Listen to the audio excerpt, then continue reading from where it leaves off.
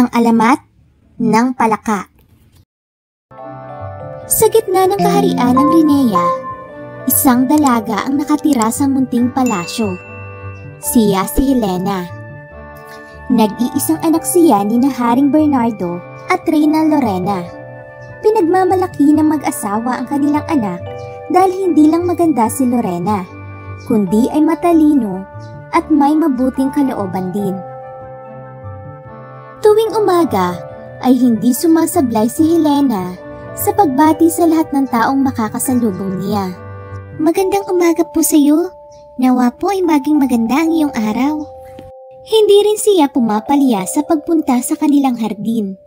Tuwing umaga at gabi, sa kadahilanang meron siyang binibisitang mga alaga ang kanyang mga palaka. Tuwang-tuwa siya sa mga palaka. Para sa kanya ay nakakaakit ang mga malalaki at bilugang mata ng mga ito. Isang umaga, habang siya ay naglalakad patungo sa hardin, nakasalubong niya ang isang binata. Binati niya ito ng, "Magandang umaga sa iyo." Natuwa ang binata sa kanya at nagbigang, "Magandang umaga din sa iyo. Mukhang masaya ka ata. Saan ka ba patungo at maaari ko bang malaman ang iyong pangalan?" "Ako nga pala si Helena. Ikaw?" "Papunta ako sa aming hardin." Tugon ng dalaga. "Ako nga pala si Nicolas. Kinagagala kitang makilala." "Ano naman ang gagawin mo sa inyong hardin?" Wika ng binata. "Dadalawin ko ang aking alagang palaka." Sagot ng dalaga. "Palaka?" Nagtatakang tanong ng binata. "Paborito ko kasi ang mga yun. Tara, sumama ka sa akin para makita mo kung gaano sila kaganda." Nakangiting sagot ni Helena sa binata. Namangha si Nicolas sa kanyang narinig sapagkat unang beses lang siyang nakarinig ng dalagang natutuwa sa mga palaka. Napangiti na lang ang binata at sumama sa dalaga. Simula ng araw na iyon ay lagi na silang nagkikita. Sa araw-araw na pagkikita ng dalawa ay nahulog na ang loob nila sa isa't isa. Hindi tumutol ang mga magulang ni Helena sa pag-iibigan nila ni Nicolas sa kadahilan ng kampante na ang loob nila sa binata. Dahil nga sa halos araw-araw na pagpunta ng binata sa palasyo, nakatitiyak na si Haring Bernardo na mabuti ang intensyon ng binata sa kanilang anak. Laging pinapasaya ni Nicolas si Helena, kaya tuwang-tuwa ang mga magulang nito sa kanya. Itinuturing na siyang kapamilya ng mga ito. Dumating na ang araw ng pasukan. Nakatanggap si Nicolas ng sulat galing sa ninanais niyang paaralan. Siya ay nakapasa rito. Ang problema niya nga lang ay sadyang malayo ang paaralan sa palasyo, kaya kinausap niya si Helena tungkol sa bagay na iyon. "Natutuwa ako sa balitang iyan, mahal ko. Naiintindihan kita. Alam kong gustong-gusto mong pumasok doon. Kaya, sige, humayo ka at tuparin mo ang mga pangarap mo.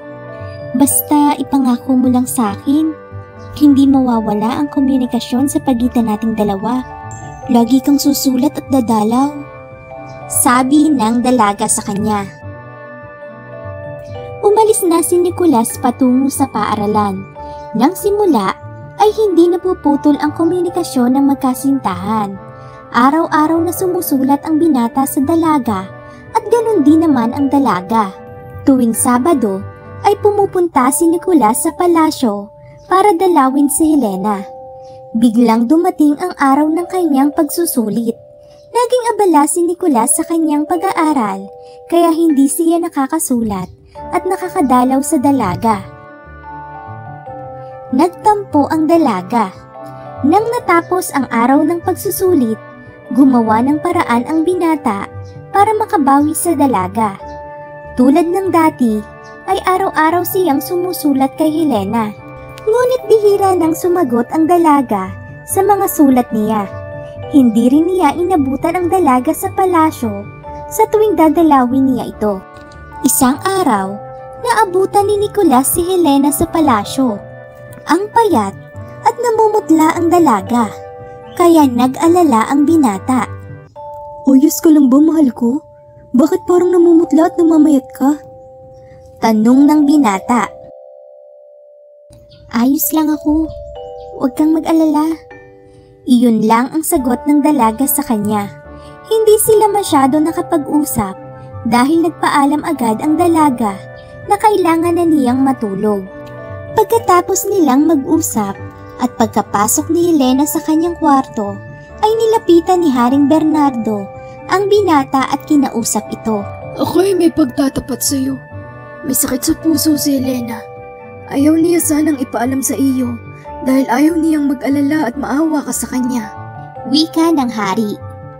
Dahil sa pagkabigla ay hindi nakapagsalita ang binata at ito ay napaluha na lang.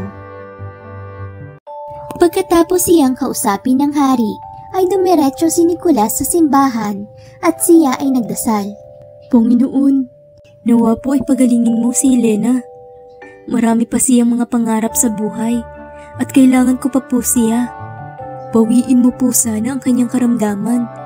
Handa ko pong gawin ang lahat para lang tuparin mo ang aking kahilingan. Marami pong salamat. Araw-araw niyang dinadasal ito.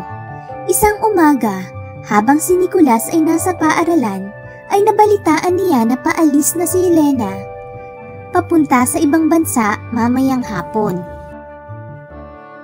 Dali-daling umalis ang binata patungo sa palasyo. Hindi na siya pumasok para maabutan lang ang dalaga. Ngunit, sa kasamaang palad, hindi niya ito inabutan. Kung napaaga ng 30 segundo sana ang dating niya, ay naabutan pa sana niya ang karwaheng sinasakyan ni na Helena.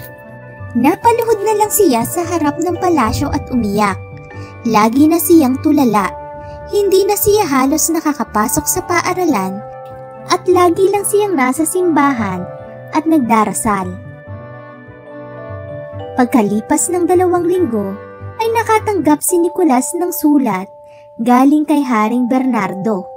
Ang laman ng sulat ay, Kami ay umalis ng kaharian para ipagamot si Helena.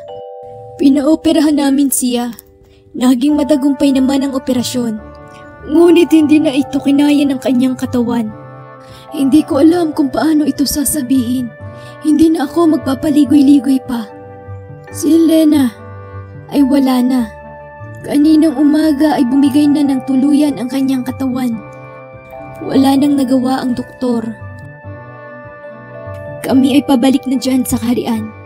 Pasensya na sa masamang balita. Pagkatapos mabasa ni Nicolas ang sulat, umiyak ito at sumigaw. Bakit mo siya kinuha?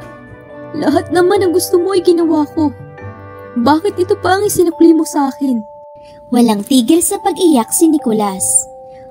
Hanggang sa sumapit na ang gabi, siya ay nagpunta sa simbahan, lumuhod at nagdasal.